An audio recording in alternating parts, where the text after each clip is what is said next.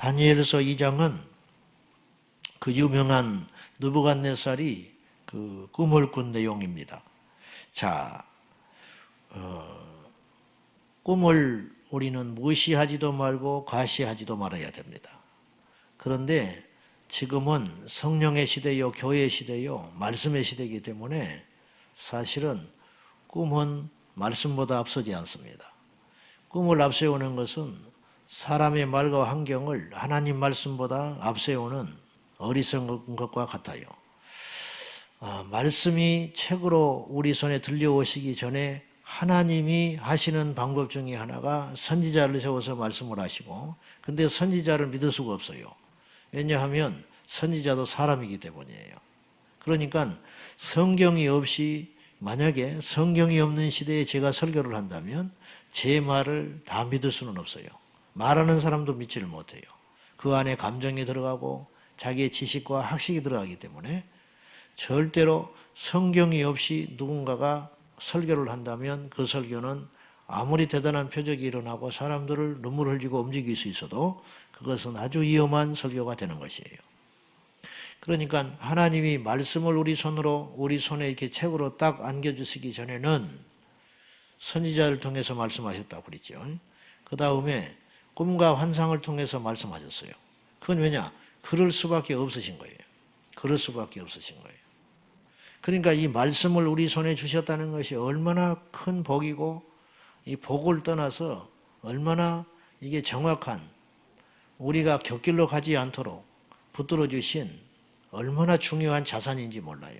그래서 이 말씀을 카논이라고 그래요. 카논.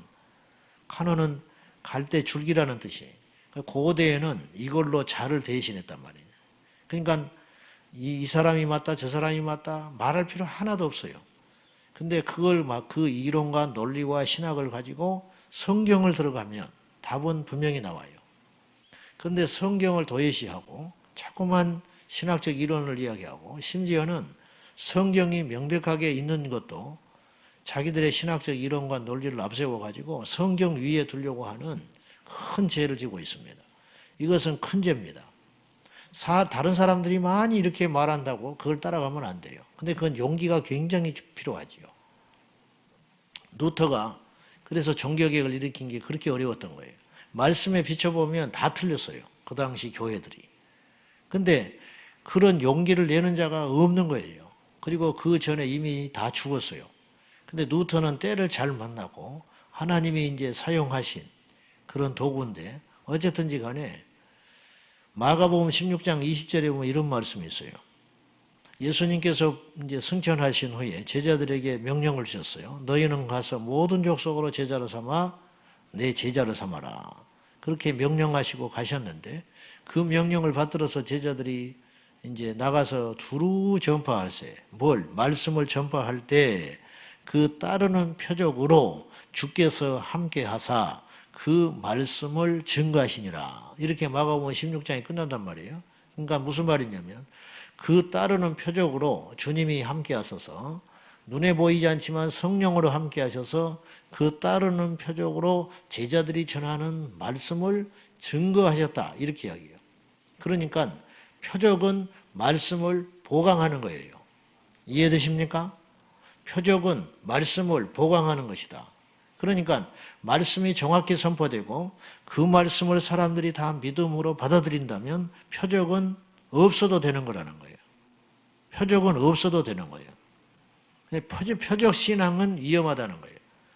말씀과 표적이 함께 가면 상관이 없는데, 둘 중에 하나를 택하라면 말씀을 택하는 거예요. 표적으로 말씀을 증거하시니라. 이제 이 말이에요. 그러니까 여러 순서란 말이에요. 이것이 순서가 뒤바뀌면 이단이 되는 거예요. 이것이. 다른 게 이단이 아니고. 자, 그래서 표적은 말씀보다 앞서지 않는다. 네. 이 말은 이런 뜻도 될 수 있어요. 이 땅의 번영과 행복과 성공은 절대로 구원보다 앞서지 않는다. 네? 확대시켜보면 그런 뜻도 되는 거예요. 하나님 복 주지요. 하나님 우리에게 복 줍니다. 먹을 거 주십니다. 그런데 어떤 경우는 기적도 안 보여주시고 먹을 것도 안 주시고 어려움에 공경에 처해가지고 순교도 하고 스데반처럼. 그런데 중요한 건 스데반은 죽을 때까지 말씀을 붙들었다 이 말이에요. 그러니까 구원을 받는 거예요. 이게 중요하다는 거죠. 앞길이 막막하고 힘들어도 내게 이적과 표적이 안 보여도 두 개 다 일어나면 좋지만은 인간은 두 개를 다 하나님께서 보여주실 때 말씀보다는 표적을 쫓아가려고 하는 성향이 강하기 때문에 이건 아주 중요할 때, 아주 극단적일 때 사용하시는 방법이라는 것을 아셔야 됩니다. 그래서 느부갓네살에게 하나님이 꿈을 보여줘요. 말씀이 없는 희귀한 시대이기 때문에 달리 느부갓네살에게 하나님이 살아계시다는 것을 이제 이렇게 보여줄 하나님의 수단으로 꿈을 사용하신다 하는 거예요. 꿈이 중요한 게 아니에요. 그 꿈을 보여주신 하나님이 중요하신 것이고 그 말이죠. 이걸 항상 잊지 말아야 한단 말이에요.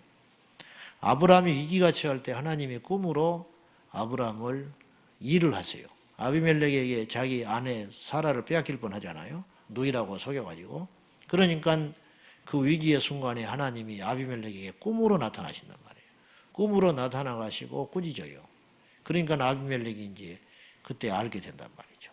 그때 누구를 통해서 선지자로 이야기하시고 그럴 만한 상황이 아니니까 하나님이 꿈으로 그렇게 역사하셨다. 이런 말입니다. 느부갓네살이 꿈을 꿨는데 이게 범상한 꿈이 아니고 이게 엄청난 꿈인데 이게 분명히 나에게 관계된 꿈인데 내 미래에 관계된 꿈인데 내 나라에 대한 꿈인데 이게 뭐 어떻게 해볼 수가 없는 이거 절대로 그냥 넘어갈 꿈이 아닌데 고민에 해석은 안 나오고 죽겠으니까 평소에 자기가 거느리고 있던 점쟁이들 술객들 이제 고대 왕들은 그들을 곁에 두고 통치를 했단 말이에요. 우리나라 왕들도 과거에 그렇게 해서 망하는 경우들이 많았잖아요. 애굽에도 술사가 있었지 않습니까? 유다의 남유다 이스라엘 백성들에게도 선지자들이 그 왕들에게도 선지자들이 있었잖아요. 근데 그들이 가짜 선지자니까 문제지요. 참 선지자를 곁에 뒀으면 괜찮았을 것인데 근데 이 술사들이라는 배경이 그 뒤에 마귀 악한 영들이기 때문에 이게 뭐 제대로 관리가 없는 것이죠. 방법이 없으니까 이들을 불러들여 가지고 내가 꾼 꿈을 일단 맞춰봐라. 느부갓네살이 난 사람은 난 사람이에요. 보통 사람은 아니에요. 그러니까 지혜롭고 리더십이 있고 대단한 인물은 인물이에요. 그러니까 바벨론 제국을 일으켰겠죠. 내가 꾼 꿈을 맞춰봐. 그러니까 맞춰볼 누가 맞추겠어요. 그러니까 이들이 이제 꿈을 말해 주시면 우리가 해석하겠습니다. 항상 그렇게 했으니까 누구든지 그렇게 하는 것이지 꿈을 말해 주시면은 우리가 그 꿈의 해석을 알아야겠습니다. 그러니까 느부갓네살이 딱 눈치를 챘어요. 이것들이 나를 속이려고 하는 거죠. 지금까지 나를 속여왔구나 말이야. 왜냐하면 해석이라는 건 이렇게도 말할 수도 있고 저렇게도 말할 수도 있고 맞을 수도 있고 틀릴 수도 있고 그러니까 느부갓네살이 내가 꾼 꿈을 일단 맞추면 너희들이 말하는 해석도 내가 믿을 수 있다. 맞는 말이잖아요. 그러니까는 이 갈대아 바벨론 술사들이 이런 거는 신이나 하는 일이지 당신이 은밀히 꾼 꿈을 우리가 어느 이 지상의 인간이 맞출 수 있겠습니까? 둘 다 맞는 말이에요. 둘 다 맞는 말이에요. 누가 그걸 맞추겠어요? 그러니까 이것들 다 지금 다 나를 농락해왔다고 다 죽여버려라. 그리고 이들뿐만 아니라 이제 그 큰 제국을 통치하려니까 어마어마한 행정력과 사람들과 뭐 이런 참모진들이 많이 있었겠죠. 그러니까 이것들 다 필요 없다 말이죠. 이 지혜자들, 술객들, 뭐 철학자들 이제 이렇게 되면 이런 것들을 다 죽여버려라. 이렇게 느부갓네살이 엄명을 내리니까 앞에서 이제 행색계나 하던 사람들은 다 죽고 어디에까지 영향이 갔냐면 다니엘과 그 친구들 함께도 생명이 이제 위협에 처하게 됐다. 그러니까 이 유다에서뿐만 아니라 다른 침략한 국가에서 데려온 사람들을 느부갓네살은 이런 식으로 쓰였다는 거죠. 똘똘하고 지혜로운 자들을 택해가지고 이제 자기 정치에 활용하는 재원으로 쓰고 있었다는 것을 우리가 알 수 있는 장면입니다. 자, 이제 다니엘이 이제 전면에 나섭니다. 14절입니다. 한번 봐요. 14절. 자, 그때에 왕의 근위대장 아리옥이 바벨론 지하제단을 죽이러 나가매 다니엘이 명철하고 슬기로운 말로 15절 왕의 근위대장 아리옥에게 물어 이르되 왕의 명령이 어찌 그리 급하냐 하니 아리옥이 그 일을 다니엘에게 알림해 16절 다니엘이 들어가서 왕께 구하기를 시간을 주시면 왕에게 그 해석을 알려드리리다 하니라 그랬어요. 다니엘이 왕과 대면하는 수준이 돼 있었다. 우리가 무심코 지나갔는데 이 16절은 중요한 의미 두 가지가 있어요. 다니엘이 왕을 만날 수 있는 정도의 수준에 와 있었다. 또 하나는 바벨론의 술사들이 꿈을 알려주시면 우리가 해석을 해줄 테니까 알려주세요. 이 소리를 계속 요구했어요. 그러니까 느부갓네살이 뭐라고 그랬냐면은 이것들이 시간 끌려고 하는구나. 그리고 그들을 다 죽였거든요. 다니엘도 시간을 주라고 그래요. 술사들과 별 차이 없는 이야기를 했어요. 근데 다니엘의 말은 먹혀요. 무슨 말인지 아십니까? 이 차이가 있다는 거예요. 다른 사람들의 말은 먹히질 않았는데 다니엘은 왕을 만나서 말을 하니까 왕이 그 말에 수긍을 했다. 이거는 하나님의 은혜이기도 하지만 무엇으로 봐야 하냐면 평소에 다니엘이 왕과 어떤 관계였는가를 알 수 있는 대목이에요.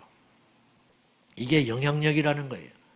다니엘이 14절에 보면 명철하고 슬기로웠다 그랬어요.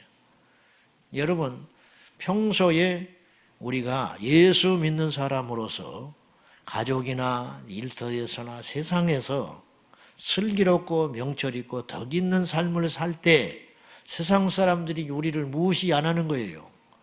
그런데 지금 이 땅의 그리스도인들이 자꾸만 하나님과의 관계, 직장인도 마찬가지고 누구든지 마찬가지 어떤 영역에서 예수 잘 믿는 집사, 교회 와서는 열심히 봉사하는데 집에 가면 남편 예수 안 믿는다고 무시하고 시가집의 관계 엉망이고 남자도 마찬가지야.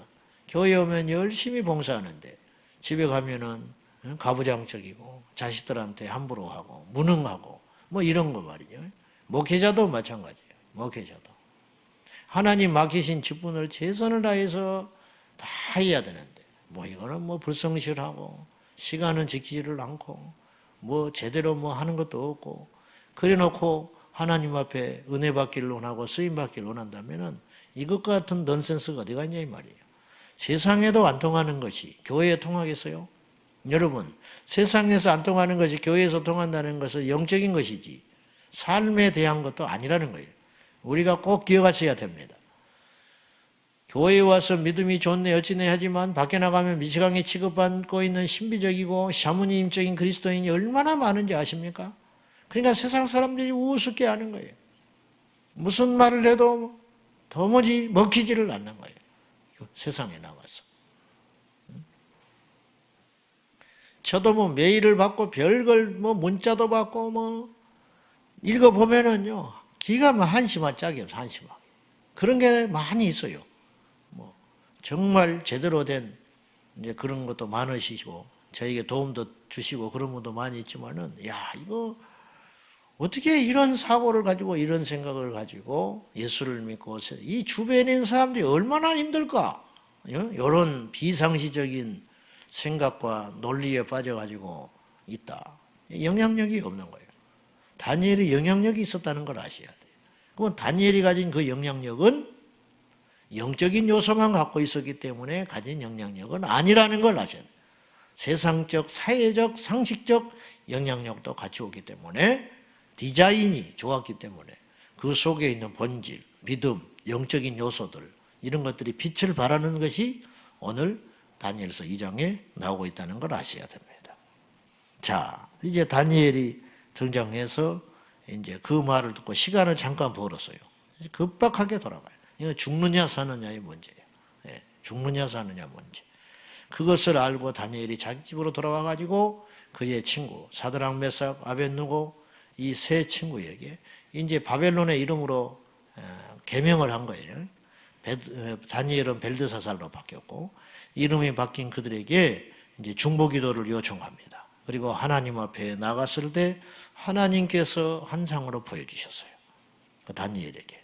그래서 이제 다니엘이 그분을 찬송하고 하나님을 찬송하고 왕에게 나아가서 느부갓네살이 꾼 꿈을 이제 알리고 해석하기에 이르게 된 거예요. 그 꿈이 뭡니까? 잘 아시는 대로 자 31절 한번 봐요. 31절부터 이제 있어요. 자 32절부터 볼게요. 32절부터 자 35절까지 읽겠습니다. 그 우상의 머리는 순금이요 가슴과 두 팔은 은이요 배와 너쪽다리는 놋이요 그 정아리는 쇠요 그 발은 얼마는 쇠요 얼마는 진흙이었나이다.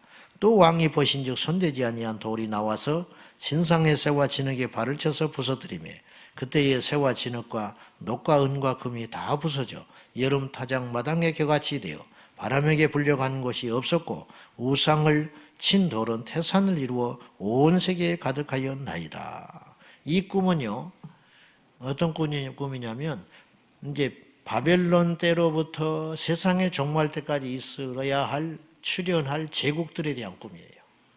네, 제국들에 대한 꿈. 그래서 이제 자 44절 봐요. 44절 이 꿈을 보여주신 이후 44절 다니엘이 이렇게 해석합니다. 이 여러 왕들의 시대에 열국의 시대가 열린다 이 말이에요. 지금 이 여러 왕들의 시대에 하늘의 하나님이 한 나라를 세우시리니 이것은 영원히 망하지도 아니할 것이요 그 국권이 다른 백성에게 돌아가지도 아니할 것이요 도리어 이 모든 나라를 쳐서 멸망시키고 영원히 설 것이라. 어떤 나라가 마지막에 완성된다는 거예요? 주님의 나라가 완성된다. 예수 그리스도께서 오셔서 통치하실 마지막 하나님의 나라가 완성되는데 그 나라가 있기 전에 그러한 신상을 통해서 이렇게 시대적으로 나타날 제국에 대하여 우리 주님께서 이미 약 2600년 전에 지금부터 2600년 전에 이제 다니엘을 통하여 이 환상을 이 꿈을 풀어주신 사건이다 이 말이죠. 성경적 역사관은 수평적 역사관입니다. 다른 종교처럼 돌고 도는 동그라미 이런 역사관이 절대 아니에요. 지금이 어느 시대냐. 그러면 제일 먼저 등장하는 머리의 금, 이건 지금 시대다 이 말이에요. 바벨론 시대. 예, 이건 다니엘이 해석했잖아요. 이 지금 시대, 금, 아주 왕 중의 왕, 최절정에 있는 느부갓네살, 당신이 통치하는 지금 시대가 지금 머리가 순금으로 새겨진 그 신상의 시대입니다. 그 다음에 이제 당신 왕 다음에 나타날 통치자 나라가 있는데 가슴과 두 팔은 은으로 되어 있는데 이거 뭐냐? 금만 못하지요. 그러니까 당신만은 못한다 이거예요. 당신만큼은 못하는 나라가 나타난다. 그 다음에 배와 넓적다리는 놋이다. 놋. 그 다음에 종아리는 쇠로 되어 있다. 그 다음에 제일 밑에 발은 쇠와 진흙이 뒤엉켜 있다.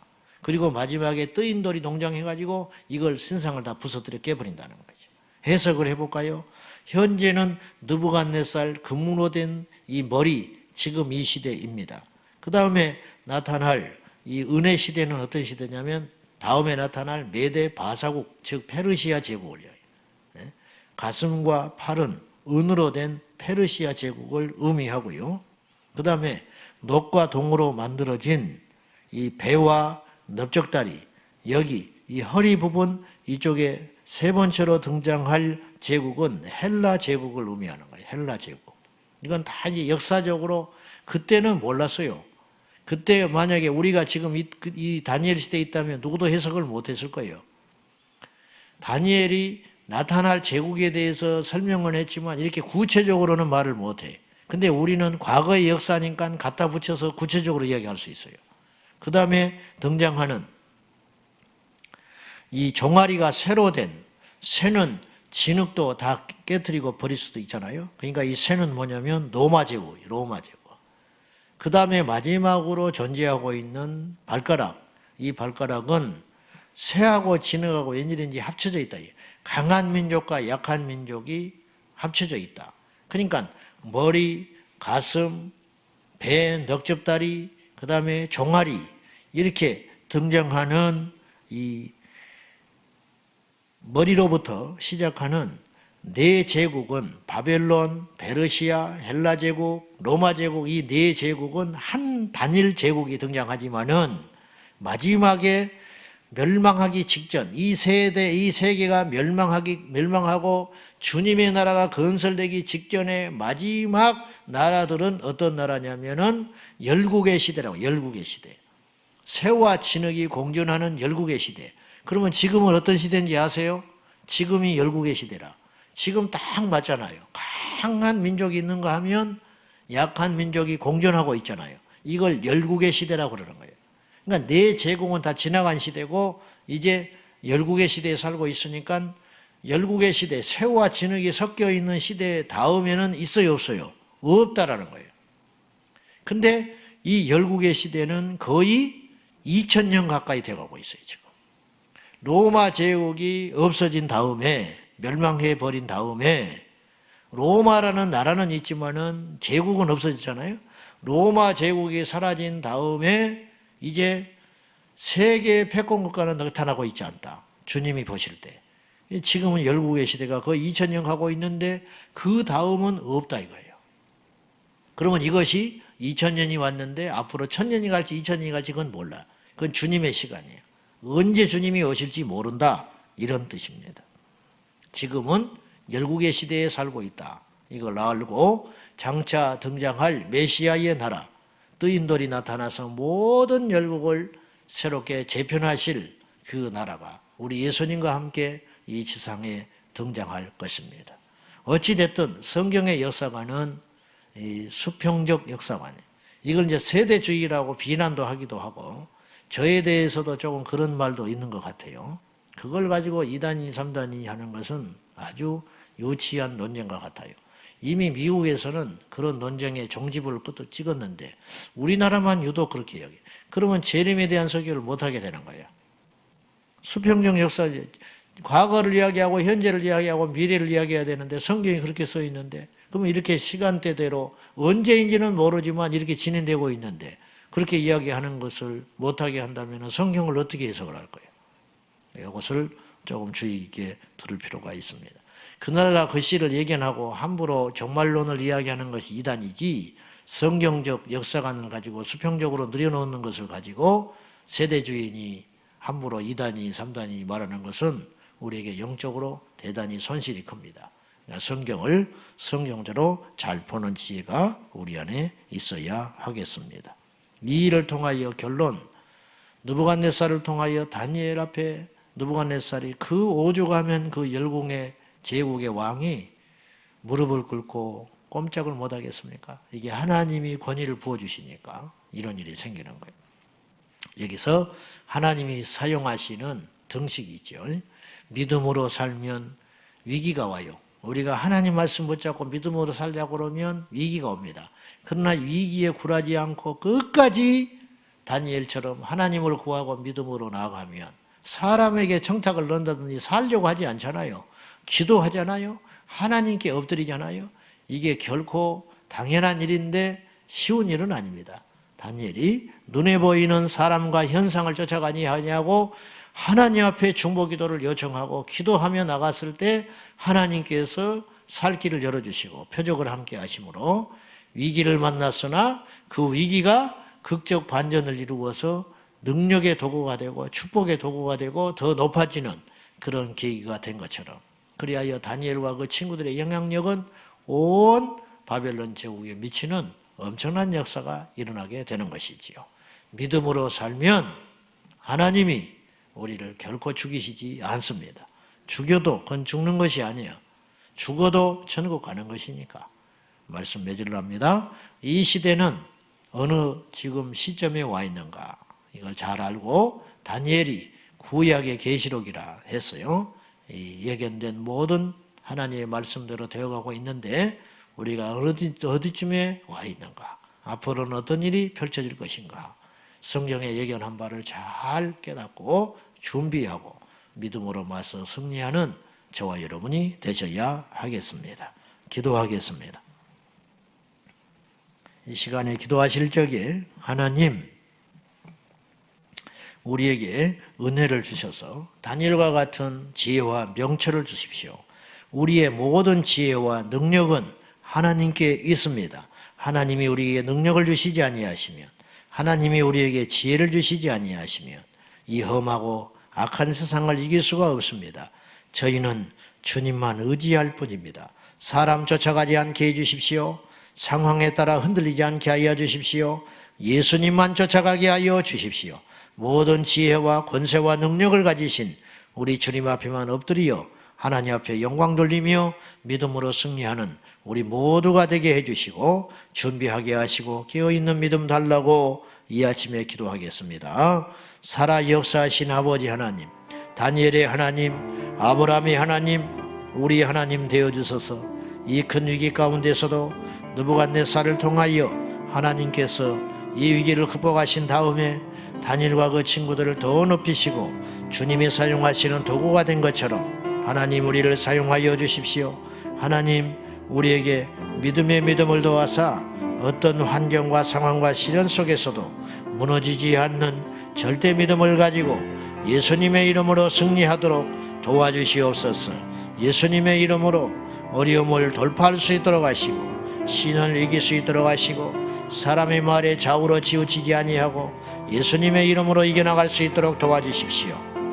아버지, 지금은 열국의 시대입니다. 네 제국이 다 지나갔습니다. 바벨론도 지나가고 로마도 지나가고 페르시아도 제국도 지나가고 헬라 제국도 무너졌나이다. 지금은 열국의 시대입니다.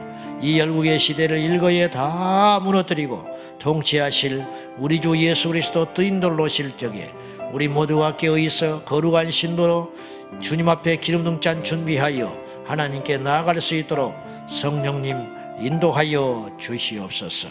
주여 믿습니다. 하나님 아버지, 미래에 되어질 일을 갖가지 말씀을 통하여 우리에게 가르쳐 주십니다. 준비하라고, 깨어있으라고, 그너가 것이는 알지 못하나 믿는 자들을 위하여 말씀으로 미리 가르쳐 주시고 우리에게 인도해 주셔서 감사합니다. 듣고도 믿지 못하고 듣고도 깨닫지 못하고 듣고도 행하지 못하는 어리석은 인생들 되지 말게 하시고 들었으면 준비하게 하시고 들었으면 깨닫게 하시고 들었으면 행할 수 있는 믿음의 사람들 다 되게 하여 주시옵소서. 주여, 세상이 복잡하게 돌아갑니다. 갖가지 어떤 일이 생겨날지 모르겠습니다. 그러나 다니엘이 처한 이 위기 상황 속에서도 오직 믿음으로 하나님께 엎드렸을 적에 하나님께서 인도하시고 행하셨던 것처럼 우리들도 믿음의 사람들에게 역사할 줄 믿사오니 주여 우리에게 이 굳센 믿음을 허락하여 주시옵소서. 지혜와 능력을 부어 주옵소서. 예수님의 이름으로 기도 올리옵나이다. 아멘. 주여, 주여, 주여. 살아 역사하신 아버지 하나님, 저희들 모두가 믿음으로 능력으로 지혜로 승리하게 하여 주시옵소서.